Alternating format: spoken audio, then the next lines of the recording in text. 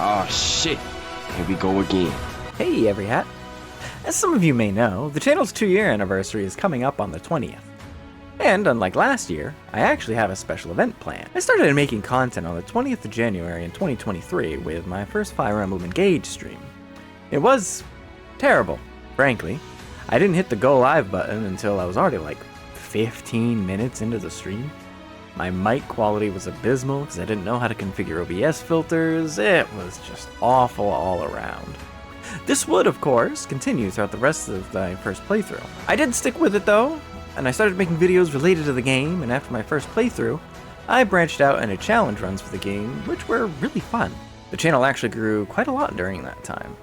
So, in honor of mine and the game's 2-year anniversary, allow me to introduce you to the Fire Emblem Engage, More Bosses and NPCs, Randomizer, Modded, Kill My Unit, and More 2-year anniversary challenge. God, I think the title of this challenge alone is enough to give a Nintendo executive a heart attack.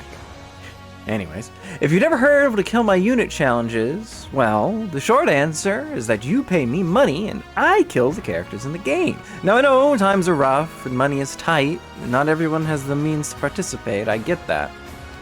So I spent a lot of time the past couple of weeks writing a program that allows users to spend their hard-earned channel points instead. You can still spend money if you want, but points are going to be the primary method for participating this time around.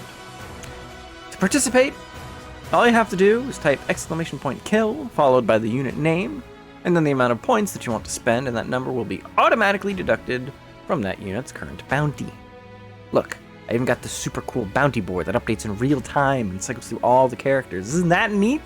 Took me forever to set up, by the way. If a unit's bounty goes below 0, then they are dying and need to be killed before I complete that stage.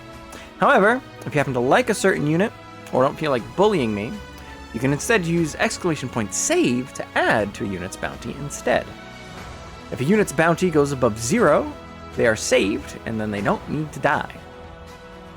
If I run out of time crystal charges and get a game over, or just otherwise think I can't continue, then the run ends and I have to start over from the beginning with a new seed.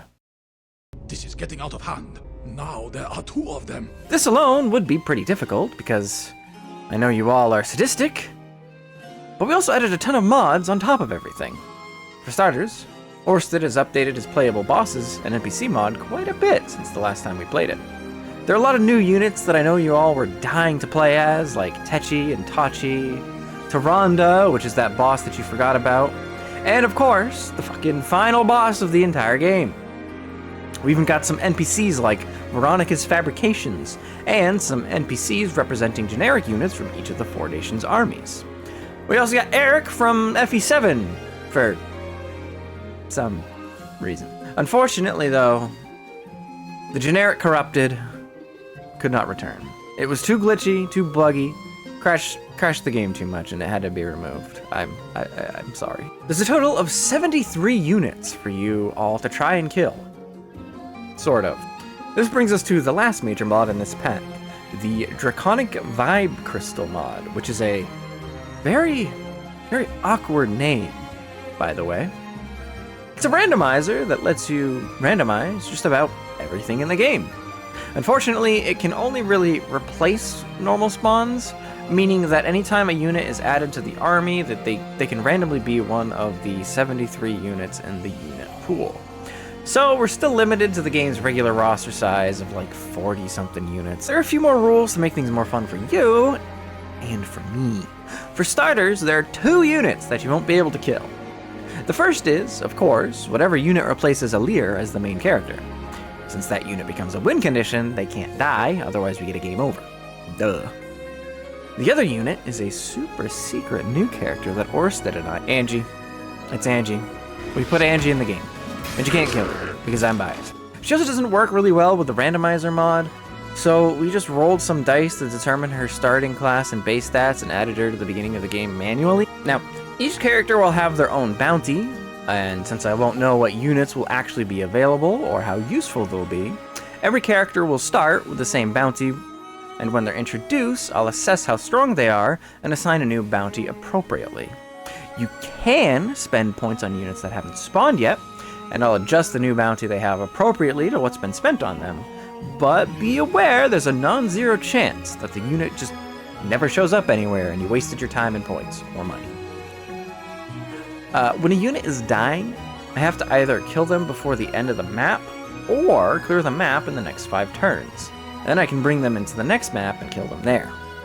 This is really just to prevent someone from just popping in and killing everyone right before I complete a chapter. Also, until a unit is dead, anyone else can pop in and use points or money to save that unit, so it's entirely possible for unit to just be in limbo for the duration of the playthrough. So I just want to stress that just because you spend a lot of money or points for something, it doesn't mean you'll actually get it, so buyer beware, folks. Last thing, there are some other mods included as well. There are some weapon mods, cosmetic mods, and even some new emblems and bond rings. But that's basically it.